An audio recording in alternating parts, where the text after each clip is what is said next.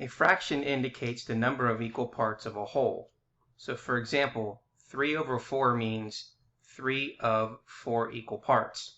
If you look at this circle over here, we have a total of 4, and 3 is shaded. 3 represents the numerator, 4 represents the denominator. The denominator indicates the number of parts into which a whole has been divided. The denominator is the number below the fraction line. The numerator designates the number of parts that you have of a divided whole. It is the number above the fraction line. The line also indicates division to be performed and can be read as divided by. The example 3/4 or 3 over 4 can therefore be read as 3 divided by 4. In other words, the numerator is divided by the denominator. The numerator is the dividend and the denominator is the divisor. When numbers are multiplied, the answer is the product. And when numbers are divided, the answer is the quotient. Now, a fraction can often be expressed in smaller numbers without any change in its real value. This is what is meant by the direction reduced to lowest terms. One way to reduce a fraction to write both the numerator and denominators as factors. Now, factors are numbers that you multiply together to get another number. A prime number is a whole number greater than 1 that has only 2 factors, 1 in itself. If you look here, the prime numbers from 1 to 100 are the following: 2, 3, 5, 7, 11, and so on. If you notice, the only factors for 2 are 1 in itself. The only factors for 3 are 1 in itself. The only factors for 5 is 1 in itself, and so on. So these are the prime numbers.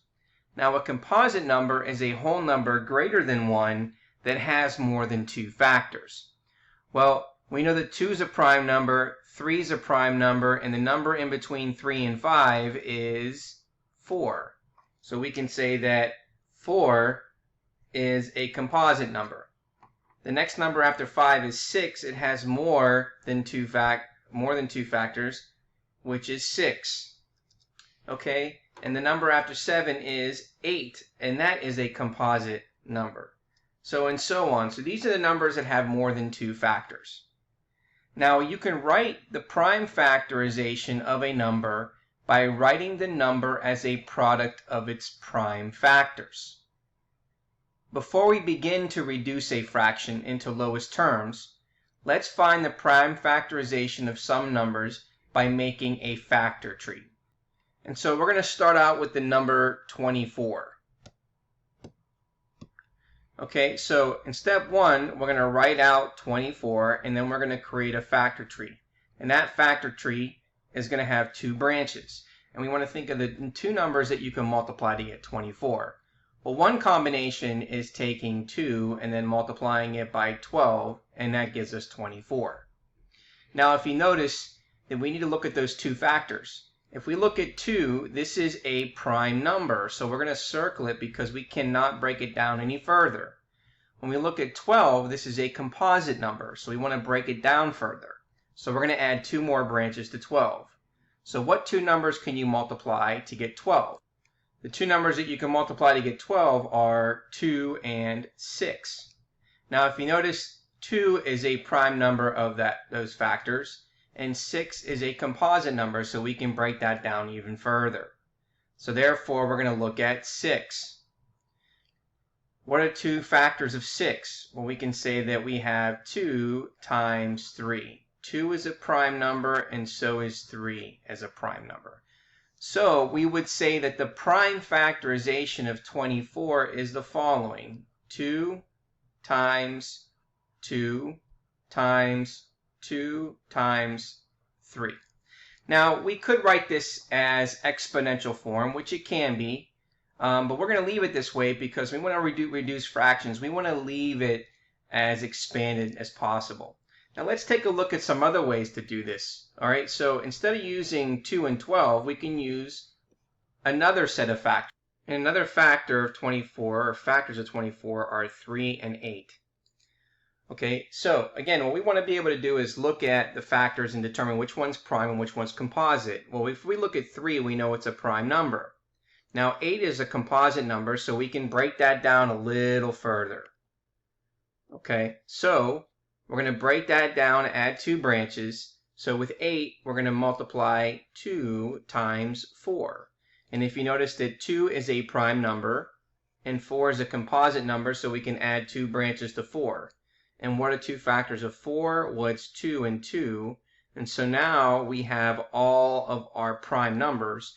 And again, if you look at part 3, it says once you have all the prime factors, you want to write the prime factorization in order from least to greatest. So if you notice, we're going to get the same, 2 times 2 times 2 times 3. So I just want to show you that it doesn't matter which 2 factors you choose for 24, you're still going to come out with the same prime factorization, and you should. And let's just do the last one. The last one we can say is 4 times 6. Again, I'm using 2 branches for the 2 factors. Now 4 is a composite number, so we can add 2 branches to 4. 6 is a composite number, so we can add 2 branches for 6. And the 2 factors for 4 are 2 and 2. And the 2 factors of 6 are 2 and then 3. And then we're going to circle them all because we can see that they're all prime numbers. And again, it's going to give us the exact same prime factorization. Okay, so now let's look a little further. Now let's take a look at some of these examples. All right, so we want to find the prime factorization of 50, 56, and 42. Okay, so let's take a look. So we're going to start with the first one. We're going to look at 50. Okay, so we can look at this as factors. So what are 2 factors of 50? So we can either say 2 times 25, or we can say 5 times 10. It just depends on whichever factors that come to your head this quickly that you know that are the 2 factors. I'm going to go ahead with 2 and then 25. Okay, so we know that 2 is prime, so we're going to circle that number, and then we're going to add 2 branches to 25. What are the 2 numbers to multiply to get 25? Well, we know we have 5 and then 5. And what do we know about 5? We know it's a prime number, so we can circle that. So therefore, we've completed the prime factorization for 50, which is 2 times 5 times 5. Now let's take a look at 56. Okay, what are 2 numbers that we can multiply to get 56? Well, the 2 numbers we know that we can multiply are 7 and 8. Now there's other combinations, but I'm just choosing that one. Now if we look at 7, we know it's a prime number, so we're going to circle that. And then 8 is a composite number, so we're going to break it down a little further. 2 numbers to multiply to get 8 are 2 and 4. We know that 2 is a prime number, and then we're going to break down 4 to be 2 and then 2.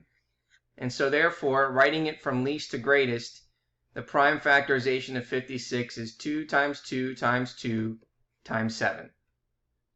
Okay, and then let's take a look at the next one, which is 42. If we take a look at 42, what are 2 numbers that we can multiply to get 42? Well, 2 numbers we can multiply to get 42 are 6 and 7. Now, is 6 a prime number? It is not. It's a composite number, so we can add 2 branches to 6. And we know the 2 factors of 6 are 2 and then 3. We know that 2 is a prime number, we know that 3 is a prime number, and we know that 7 is a prime number. So the prime factorization for 42 is 2 times 3 times 7.